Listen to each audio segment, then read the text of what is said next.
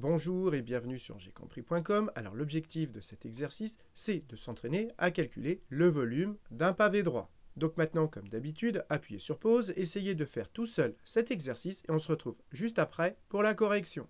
Donc allons-y, corrigeons cet exercice. Alors déjà, un pavé droit, si vous avez oublié ce que c'est, ça doit vous faire penser à une brique. Et donc un pavé droit, c'est un solide qui a 6 faces et chacune des faces est un rectangle. Et pour calculer le volume d'un pavé droit, je vous ai rappelé la formule ici, c'est cette longueur que multiplie celle-ci, que multiplie celle-là, ce qu'on retient sous la forme longueur fois largeur fois hauteur.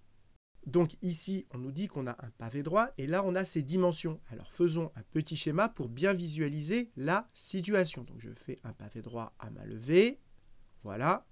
Et maintenant, je mets ses dimensions. Donc ici, on a 30 cm. Là, on en a 25 et la hauteur 15 cm. Et donc, pour calculer le volume de ce pavé droit, il suffit d'appliquer cette formule longueur fois largeur fois hauteur. Donc 30 cm que multiplie 25 cm que multiplie la hauteur 15 cm.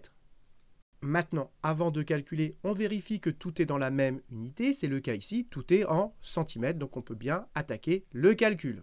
Donc, on y va. Il faut faire 30 fois 25 fois 15, donc 30 fois 25 fois 15, et ça nous fait 11 250.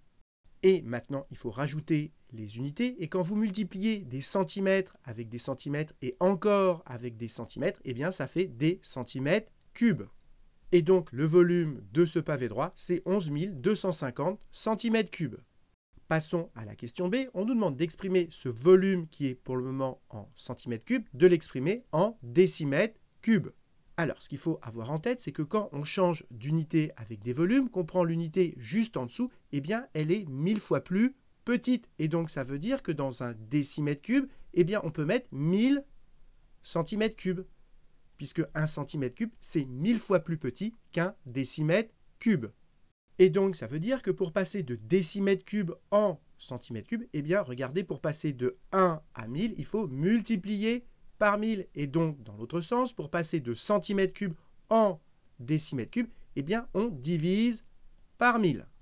Donc, ici, on est en centimètre cube et on veut passer en décimètre cube. Et donc, il faut diviser par 1000. Alors, je recopie mon nombre, 11 250, et pour le moment, ma virgule, elle est ici. Et donc, comme je veux diviser par 1000, eh bien la virgule, elle va être décalée vers la gauche pour rendre le nombre plus petit. Et comme il y a 3 zéros dans 1000, eh bien la virgule, il faut la décaler de 3 rangs vers la gauche. 1 rang, 2 rangs, 3 rangs, elle se retrouve ici. Et donc, ça fait 11,25 décimètres cubes, et ce zéro, il devient inutile, je peux l'effacer. Donc voilà, cette vidéo est terminée, j'espère que vous avez bien compris, et comme d'habitude, si vous l'avez appréciée, n'hésitez pas à la partager et à la liker.